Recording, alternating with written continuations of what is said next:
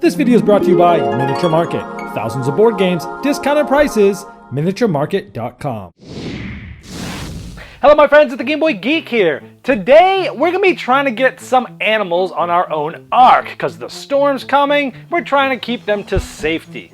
But, we're also trying to get animals, but not in a pair, like these two giraffes, because at the end of the game, if you have only a pair of a certain species, well, a guy named Noah has first dibs on pairs of animals and takes them from you. We're looking at a family level game called Animals on Board. This is from Stronghold Games. It's a 2 to 4 player game. It says it takes 20 to 30 minutes. It's often even quicker than that, but let's take a look, show you how it's played. I'll see you on the other side.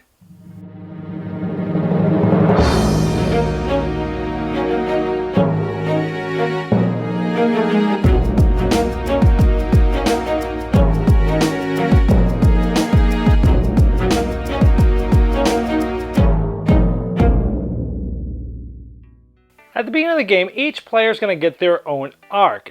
Each one looks different, has some cool artwork, has different animals peeking their heads out of the ark. And some of them have their tails sticking out of them. Just a cool little touch to have each ark be a little bit different. They went over and beyond here.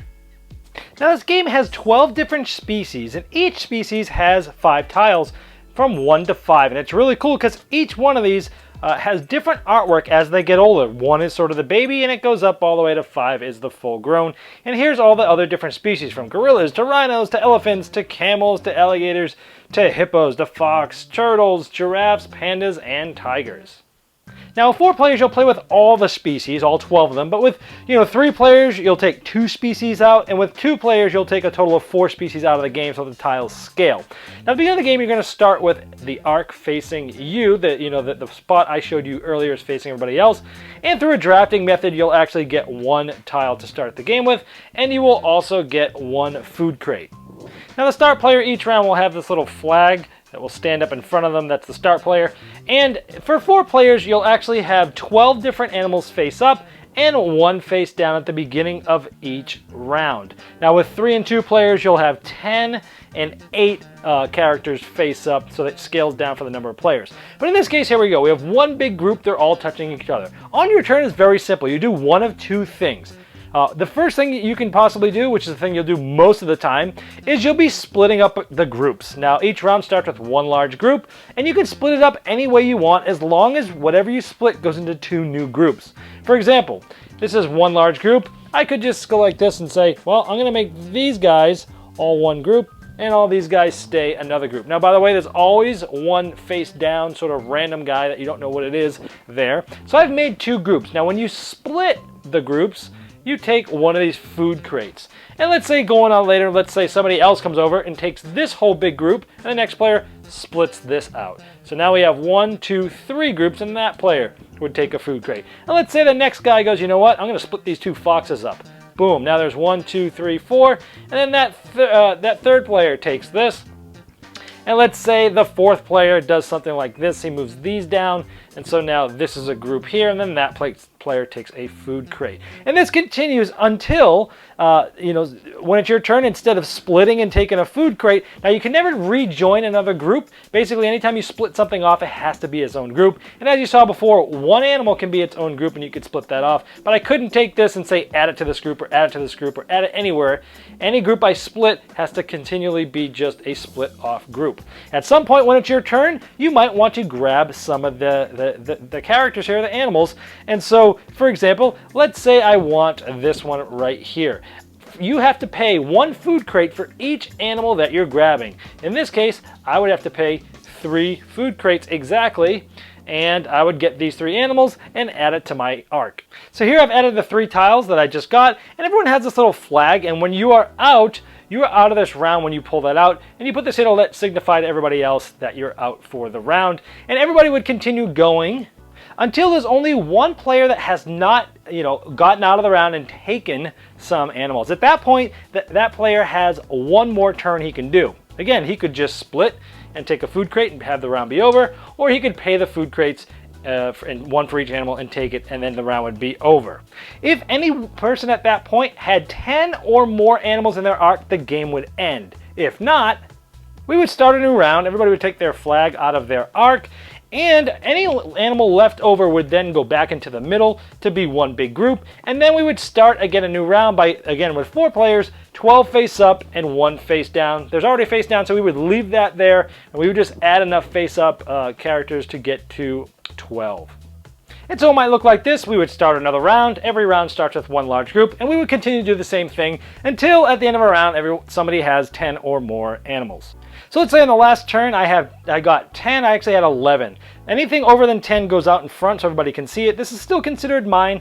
And then once the whole round is over and everyone has ended, the first thing that will happen is we will remove any animals that I have exactly 2 of. So a pair of animals of the same species. So because Noah takes those, he has dibs on pairs. So these alligators, I only have 2 of them. They're gone. Noah takes them. Giraffes, I have just 2 of these. They're gone.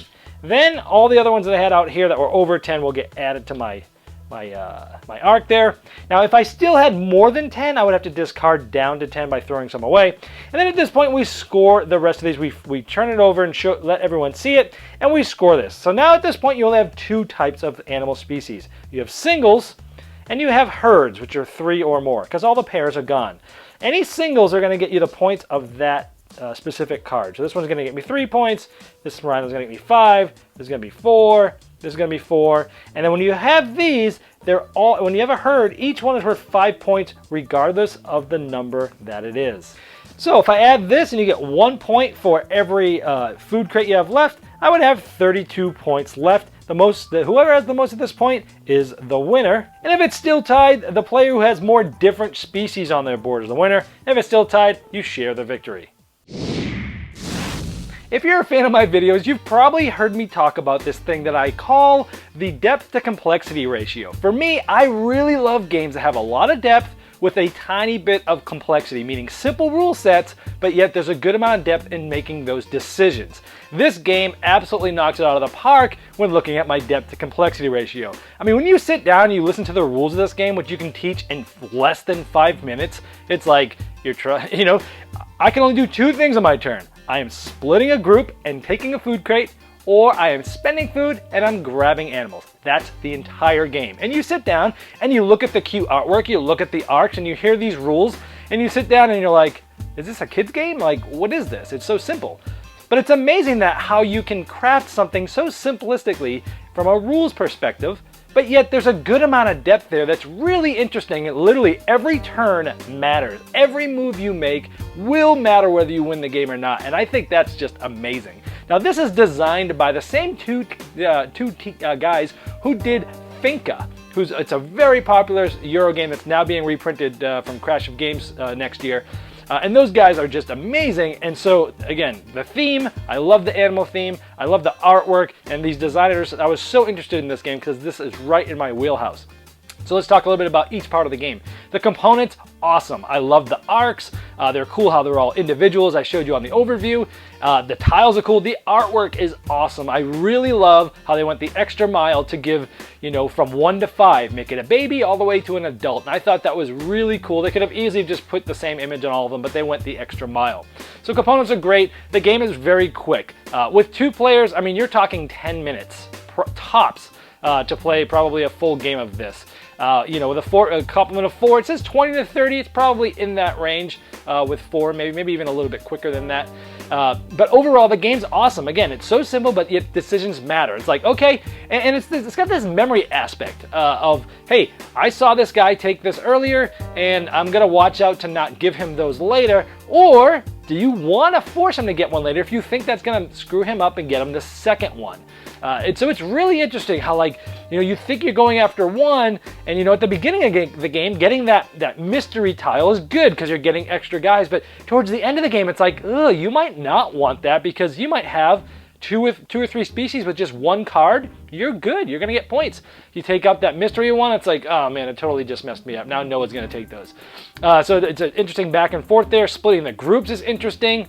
Overall, just a fun game. Now, this game was recently, the Spiel De Jahres nominations came out, which are the German Game of the Year award, the most prestigious in the industry. This was not one of the 3 nominated, but it was one of the few that were called recommended, which are essentially like runners-up to the nominees. And I can definitely see why this game made that list. I think it's warranted to be in a list like that because, again, it is super simple but great depth.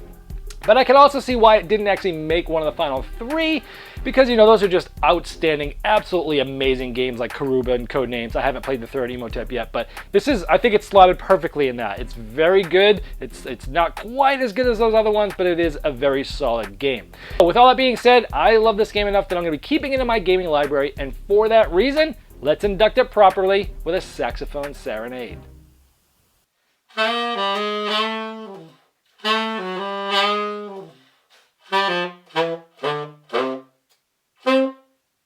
This video was sponsored by Miniature Market's Review Corner. The Review Corner features podcasts, video, and written game reviews by gamers for gamers. Miniature Market, the online gaming superstore. Thousands of board games, discounted prices. Check them out at miniaturemarket.com. I'd like to thank each and every one of you for backing me on Kickstarter and making this season become a reality. I'd like to especially thank those here that have backed me at the credit level. Now, these video reviews are also available by audio on our podcast. It's the intros and the final thoughts on GameBoyGeek.com. Click podcast.